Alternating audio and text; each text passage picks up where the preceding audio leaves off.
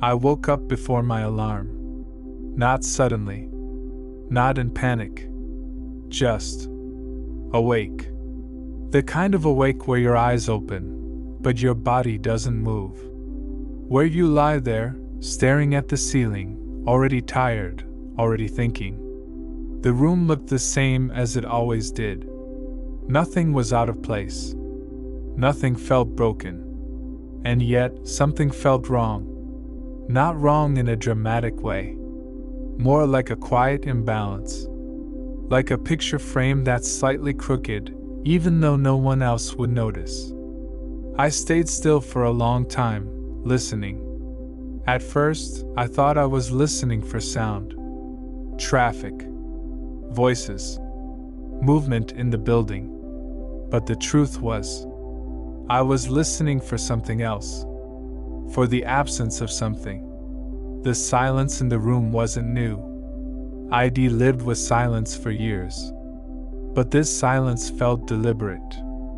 As if it had arrived early, before the day had a chance to begin. I checked the time without lifting my head. 5:42 a.m. Too early to be awake. Too late to fall back asleep.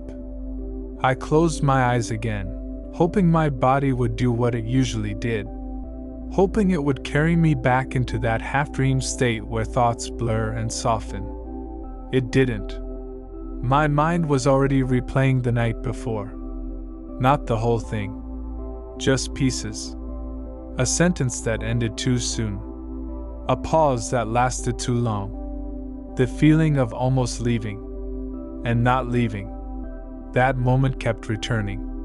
The moment where everything could have gone one way. Or the other. I shifted slightly in bed, the sheets making a soft sound that felt louder than it should have. I froze. It was instinctive. Unnecessary. But automatic. As if some part of me didn't want to announce that I was awake. I waited again. Nothing happened. No footsteps. No doors. No voices. Just my own breathing. Slow. Controlled.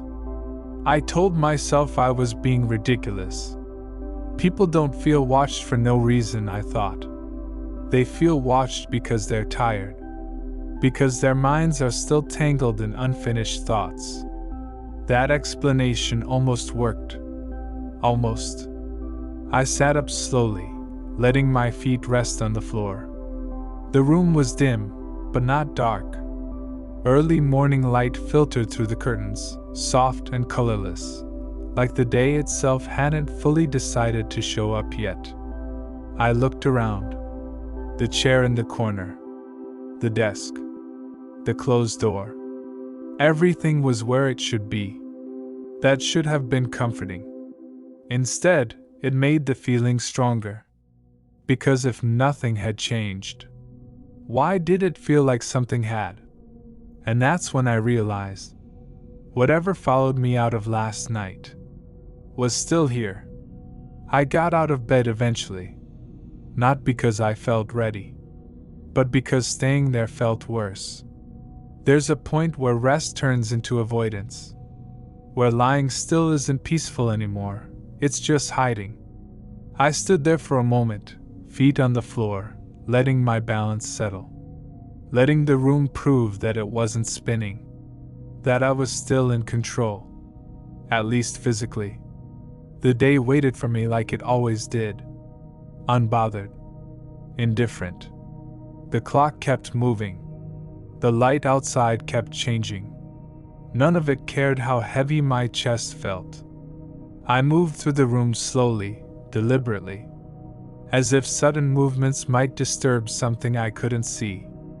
Or worse, invite it. I made coffee I didn't really want. Watched the steam rise. Listened to the quiet bubbling sound. Small routines like that usually ground me. They remind me that life is still happening in simple, predictable ways. But this time, the routine felt hollow. Like I was performing normalcy instead of living it. As I took the first sip, A thought settled in, slow and unwelcome. The feeling from last night didn't leave. It hadn't faded with sleep. It hadn't softened with daylight. If anything, it felt clearer, more defined. Like it had waited for me to wake up so it could make sure I noticed it again. I tried to explain it to myself. Stress, guilt, the natural weight of unfinished decisions. Those were reasonable explanations, comforting ones. But they didn't fit. Because stress doesn't feel patient, and guilt doesn't feel observant. This felt like something else entirely. I sat down at the table and just stayed there. Not thinking, not doing, letting time pass without direction. Minutes stretched longer than they should have. Every sound felt sharper. Every pause felt intentional. I kept expecting something to happen, and the fact that nothing did made it worse. My phone buzzed. I flinched. It was subtle, barely noticeable, but it was real.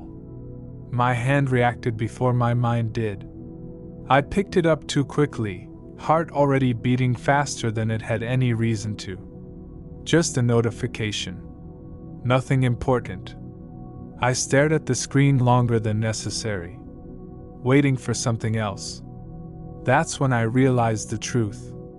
I wasn't afraid of something happening. I was afraid of confirmation. Afraid that if something happened, anything at all, it would prove that the feeling wasn't in my head. And once something is proven, you can't unknow it. I put the phone down carefully, like it might react. The room felt smaller now. Not physically, emotionally. Like the air itself had weight. I became aware of my breathing again. Slow. Measured. The way you breathe when you're trying not to panic. I thought about leaving. Going somewhere public. Somewhere loud. Places where nothing strange can follow you without being noticed. But the idea of leaving didn't feel right either. Because whatever this was, it didn't feel tied to a place. It felt tied to me. That thought settled deeper than the rest. That this wasn't something I could step away from. It wasn't waiting in the room, or the hallway, or the night. It had come with me. Quietly. Patiently. I remembered the moment from the night before again. The hesitation. The split second where I could have chosen differently. I hadn't thought much of it at the time. But now, it felt like the center of everything. Like that pause had echoed forward. And landed here. Some decisions don't announce themselves. They don't feel dramatic. They don't come with music or warning signs. They feel small, harmless, until you realize they change the direction of something much bigger. I wondered if that's what had happened to me. The weight in my chest wasn't fear anymore. It was awareness. The uncomfortable kind. The kind that tells you something is unfolding. And you're already part of it. Whether you want to be or not. I stood up again, restless. Walked to the window. Looked outside like I had earlier. The world was still moving. People still going places. Lives still continuing. I pressed my hand against the glass. Cold. Solid. Real. That helped, a little. But as I pulled my hand away, a final thought settled in. Clear. Unshakable. Whatever followed me out of last night wasn't here to scare me. It was here to make sure I remembered. And this weight I felt? It wasn't pressure. It was a warning. The silence didn't arrive suddenly. It settled. Like dust in a room that hasn't been disturbed. I noticed it, not because something stopped making noise, but because the space between sounds felt heavier than before. Every pause lingered a second too long. I sat back down, telling myself to focus, to ground my attention in something simple. The chair creaked slightly under my weight. I waited for the sound to fade. When it did, the silence rushed back in to fill the gap. Thicker this time. There's a difference between quiet and silence. Quiet is empty. Silence feels occupied. I became aware of the room again, not by what I saw, but by what I sensed. The corners. The spaces behind furniture. The areas my eyes didn't naturally rest on. My gaze drifted without intention. Wall. Door. Ceiling. Everything looked normal. That was the problem. Nothing stood out enough to explain the feeling. And when there's no obvious source, your mind starts supplying its own answers. I held my breath without realizing it. The sound of my own heartbeat seemed louder now. Not fast. Just noticeable. I wondered how long I had been aware of it. Seconds? Minutes? Time felt strange in that silence. I tested it. I moved my hand across the table. The faint scrape of skin against would cut through the stillness. For a moment, I felt relief. Then the sound stopped, and the silence returned immediately. Unchanged. Unbothered. That's when a thought formed, slow and unwelcome. What if the silence wasn't reacting to me at all? What if it was simply waiting? The idea stayed longer than I wanted it to. It didn't feel imaginative. It felt observational. I stood up again. Movement felt necessary, as if staying still too long might invite something closer. Each step across the room sounded deliberate, louder than it should have been, as if the space itself was listening. I reached the doorway and stopped. Not because I needed to, because something in me hesitated. The hallway beyond looked the same as always. Long, narrow, dim, and yet it felt like a threshold. Like crossing it would mean acknowledging something I wasn't ready to face. I stayed where I was, hand resting against the frame. The silence stretched. No pressure. No urgency. Just presence. That's when I realized something unsettling. It didn't feel hostile. It felt aware. Awareness is harder to dismiss than fear. Fear has symptoms. Awareness just exists. I couldn't tell you what it wanted. I couldn't tell you why it was there. Only that the silence now felt like more than the absence of sound. I thought about the night again. The pause. The moment that hadn't felt important at the time. The silence I had ignored then. Felt exactly like this one. Like something giving me space to choose. That realization sent a chill through me. Not because I felt threatened, but because I felt recognized. As if something had noticed me noticing it, and was satisfied that I finally had. I exhaled slowly and stepped back into the room. The silence followed. Not audibly. Emotionally. Like it didn't need to move to remain present. I sat down again. This time, I didn't try to fill the space. I let it be. Let the quiet settle where it wanted to. If the silence was going to stay, I wanted to understand why. And as I sat there, one thought became impossible to ignore. This silence wasn't empty. It was waiting for something. And I had a feeling. It was waiting for me. The silence pulled me backward. Not physically. Mentally. It reminded me of something I hadn't thought about in years.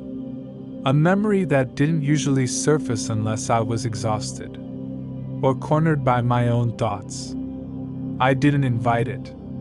It arrived on its own. I was younger then, still trying to understand myself, still believing that ignoring things made them go away. The room in the memory was different, smaller, warmer. But the feeling was the same. That quiet pressure, that sense of being paused. I remembered sitting alone late at night, the house asleep around me, lights off, clock ticking, waiting for something I couldn't name. Not scared, just alert, as if part of me knew something important was nearby, but didn't know how to reach it. Back then, I didn't call it intuition. I called it overthinking. I told myself I was dramatic, too sensitive. Everyone feels like this sometimes, I thought. So I learned how to push it down. That night, something had happened. Nothing supernatural. Nothing you could explain to someone else without sounding foolish. Just a moment. A hesitation. A choice I didn't make. And the strange calm that followed. I remembered standing in the doorway of that old room. Hand on the wall. Heart steady. Mind loud. Knowing I should do something. But not knowing what. So I stayed still. The memory sharpened as I sat there now. I could feel the texture of the wall again. The cool air. The way the silence pressed in from all sides. It was the same silence. I was sure of it. That realization made my chest tighten. Because it meant this wasn't new. I hadn't encountered something unfamiliar. I had encountered something I had avoided for years. Something patient enough to wait. I remembered how I ended that night back then. By walking away. By distracting myself. By choosing comfort over curiosity. Nothing bad happened afterward. At least. Not immediately. Life went on. School. Work. Relationships. The memory faded into the background. But now, sitting in the same kind of silence, I understood something I hadn't before. Ignoring something doesn't erase it. It just delays the moment it asks again. And this felt like that moment. Not aggressive. Not demanding. Just present. I wondered how many times I had been here before without realizing it. How many quiet crossroads I had stepped past. How many warnings I had mistaken for nerves. The thought unsettled me more than the silence itself. Because if this had followed me for that long, then whatever was happening now wasn't an interruption. It was a continuation. The memory began to fade. Not because it was finished, but because it had delivered its point. I sat there, back in the present, feeling the weight of it settle. Some things don't chase you. They wait. They let you grow. Let you forget. Until the moment you're finally forced to notice them again. And as the silence returned to the front of my awareness, I knew this wasn't the first time I had ignored it. But I had a feeling it would be the last.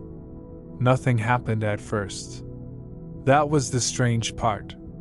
After the memory faded, after the realization settled, I expected something. A sound, a movement, a change in the room. But the silence remained exactly as it was. Uninterrupted. I checked the time again. Not because I needed to know it, but because checking time is something people do when they're trying to feel anchored. 1:58 p.m. The day was already half gone. I hadn't noticed it passing. That's when it happened. So subtle that I almost missed it. A shift. Not a sound. Not a movement.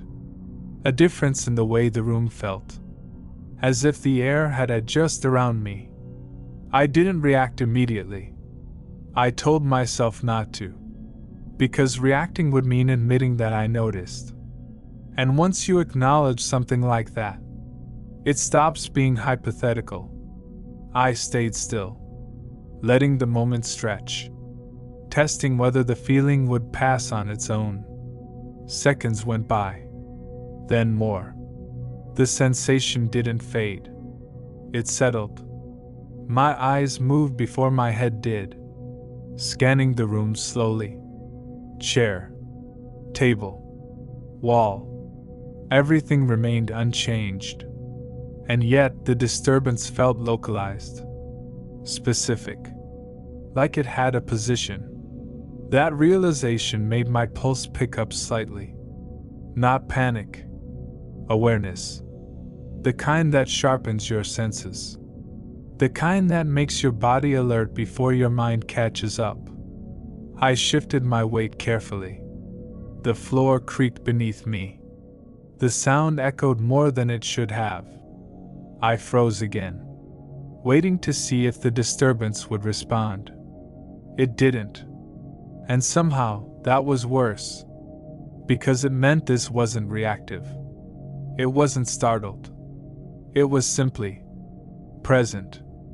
I tried to rationalize it. Changes in air pressure. Fatigue. A mind looking for patterns. All reasonable explanations. All of them incomplete. Because none of them explained the precision of the feeling. I focused on my breathing again. In through the nose. Out through the mouth. Slow. Measured. The way you breathe when you're trying to stay ahead of your thoughts. That's when the disturbance shifted. Just slightly. Not closer. Not farther. Just different. Like something adjusting its attention. My stomach tightened. Not from fear. From certainty. Because at that moment, I stopped asking if something was there. And started wondering why. The room felt smaller now. Not physically. Emotionally. Like the space between me and the walls had meaning. Like distance itself was being measured. I realized something else then. This disturbance didn't feel sudden. It felt overdue. As if whatever had been waiting had finally decided it was time to make itself known. And the most unsettling part? It didn't feel threatening. It felt deliberate. As though the first disturbance wasn't meant to scare me, but to make sure I was paying attention. I tried to think my way out of it. That was always my instinct. When something did not make sense, I believed understanding it would weaken it. Name it. Explain it. Reduce it to something manageable. So I started listing possibilities. Fatigue. Stress. Memory overlap. A nervous system stuck in alert mode. Each explanation sounded reasonable. None of them felt complete. The problem was not that I could not explain what I felt.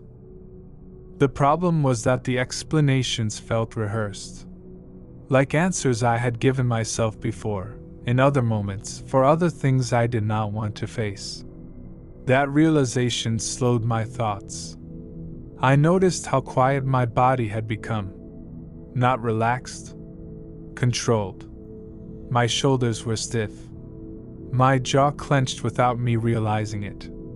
I had been bracing for something without knowing what it was. And that meant part of me already believed the disturbance was real. I told myself to focus on facts. I was alone. The door was closed. Nothing had moved. The room had not changed. Only my perception had. That should have been comforting. Instead, it raised another question. Why now? I walked slowly around the room, testing the space. Not searching. Measuring. Each step felt deliberate. The floor beneath my feet was solid. The walls felt steady when I touched them. Everything physical confirmed I was safe. Everything internal disagreed. I stopped near the center of the room. right where the feeling felt strongest. Standing there felt different than sitting, more exposed, as if being upright made me more visible. That thought did not feel rational, but it felt true. I closed my eyes, not to escape, to listen, not with my ears, with attention. When you stop filling the silence with thoughts, you start noticing what remains underneath. And something remained. My mind pushed back immediately. "This is how panic starts," it said. "You are reading meaning into sensations." It reminded me of articles I had read, explanations I trusted. The brain looks for threats. The body responds before logic catches up. All of that made sense. Still, the feeling stayed. That was when I understood what I was really fighting. Not the disturbance. The possibility that I had been ignoring something important for a long time. Because if this was not new, then it meant this was familiar. And familiarity brings responsibility. I opened my eyes again. The room looked the same. But I did not. Something in me had shifted from denial to evaluation. I was no longer asking if something was wrong. I was asking what it wanted. That question made my chest feel tight. Because wanting implies intention, and intention implies awareness. I did not know why that idea unsettled me so deeply, but it did. I thought about how often I had ignored subtle discomforts in my life. Moments where something felt off, but not urgent enough to act on. Decisions postponed. Feelings delayed. Conversations avoided. All of them had started quietly. Just like this. My thoughts slowed. Not because I forced them to. Because they had reached a point where repetition stopped helping. I could keep explaining. Or I could start listening. That choice felt heavier than any fear. I realized something else then. Fear usually demands attention. This did not. It waited. Patiently. As if it trusted I would arrive at the conclusion on my own. That patience unsettled me more than urgency ever could. I sat back down. Not because I was tired. Because I was ready to stop arguing. I did not speak. I did not move. I let the moment exist without resistance. That was when the internal noise softened. Not gone. Just quieter. And in that reduced mental space, something became clear. This was not about fear. It was about attention. I had spent years distracting myself from moments like this. Keeping busy. Keeping noise around me. Because attention has a way of revealing things you can no longer avoid. And right now, something wanted to be acknowledged. I did not know what acknowledging it would lead to. I only knew that resisting it had stopped working. The fight in my mind was ending. Not because I had won, but because I had understood what I was fighting against. And as I sat there, breathing evenly, feeling the room around me, one quiet realization settled in. This was not the moment something arrived. This was the moment I finally stopped running from it. I stayed where I was, listening carefully. For the first time, I did not feel the need to speak back. The voice did not sound angry anymore. It sounded tired, like it had been waiting a long time. That was when I understood something I had been avoiding. The voice was not coming from outside the room. It was coming from the part of me I had ignored whenever life became uncomfortable. It spoke about my fears because they were real. It repeated my mistakes because I never faced them when I had the chance. Every time I distracted myself, every time I pretended I was fine, the voice stayed quiet. But it never left. The more I tried to move forward without fixing what was broken, the louder it became. In that moment, I realized the voice was not trying to harm me. It was trying to stop me from wasting more of my life. I stood there for a long time without moving. Knowing the truth did not make things easier. It made them heavier. Because now I understood that ignoring the voice was no longer an option. If the voice came from inside me, then running away from it meant running away from myself. I thought about all the moments I chose silence instead of honesty. All the times I said I would change later. Later never came. The voice waited. It waited while I stayed busy. It waited while I distracted myself with noise, people, and excuses. And now, standing alone in that room, I felt the weight of every delay. The voice spoke again, but this time it did not accuse me. It asked a question. A simple one. Are you ready to face it now? I did not answer immediately. Because answering meant accepting responsibility. It meant admitting that some of the damage in my life was not caused by others. It was caused by my avoidance. I took a slow breath. And for the first time, I did not try to silence the voice. I let it speak. Listening did not bring relief the way I expected. It brought discomfort. The room felt smaller, like the walls were closer than before. The silence became heavier, not peaceful. When the voice spoke again, it did not raise its tone. It started naming things I avoided. Conversations I never finished. Apologies I knew I should have made. Choices I delayed until they became regrets. Each word landed slowly, giving me no space to escape. I realized something then. Listening meant I could no longer pretend I did not know what needed to change. The voice showed me moments I remembered clearly, but never fully faced. Standing in rooms where I felt invisible. Watching people walk away without stopping them. Telling myself it did not matter when it did. The more I listened, the more I understood that change would not be dramatic. It would be uncomfortable. It would require me to do things I avoided for years. And for the first time, I felt afraid not of the voice, but of what would happen if I ignored it again. I stood there for a long time after the voice had spoken. I did not move immediately.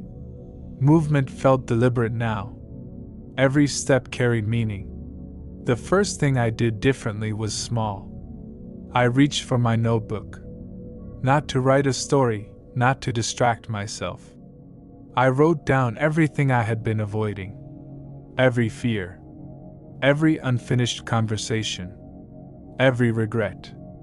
The act of writing made them concrete. It made them less abstract than the voice that haunted me. As I wrote, I felt a weight lift slightly, not enough to feel relief, but enough to feel direction. It was the first proof that attention could be active, not just passive. I had started facing what I had ignored. And that simple action changed the room. The silence felt different now. It was still heavy, but less oppressive. It waited, as if acknowledging my first effort. And I knew this was only the beginning. After I had written everything down, I set the notebook aside. The room felt different. Not brighter, not lighter, but attentive. The silence had shifted. It was no longer waiting in expectation. It was observing. Every breath I took, every slight movement seemed measured. The voice spoke again, softly this time. Not accusing. Not instructing. It simply reminded me of what I had written. You are noticing now, it said. And I understood that noticing was more important than fixing everything at once. Small attention mattered more than grand gestures. I moved around the room slowly, touching familiar surfaces. Table. Chair. Wall. Every touch felt like a conversation with the space. I had never noticed how the room itself seemed alive with memory. Standing there, I realized the voice had been present not to frighten me, but to make me accountable. And the moment I acted, even slightly, the environment responded. The silence had softened, not gone, but listening with me. I sat down again, the notebook open beside me. The silence no longer felt oppressive. It had changed shape. Not gone, just softer, quieter, attentive. I thought about the past hours. Every fear I had ignored. Every memory I had avoided. Every small decision I had delayed until it became a weight. Writing them down had not solved anything, but it had acknowledged them. And acknowledgement, I realized, was the first step. The voice remained calm and steady, like a guide more than a threat. It did not demand I act perfectly. It only asked that I continue noticing, continue facing. I understood that this process would not be quick. There would be discomfort, doubt, hesitation. But the first step had been taken. And for the first time in a long while, I felt a small sense of control. The voice had not disappeared. The silence had not lifted completely. But I had moved. And movement, no matter how small, was enough to start the change.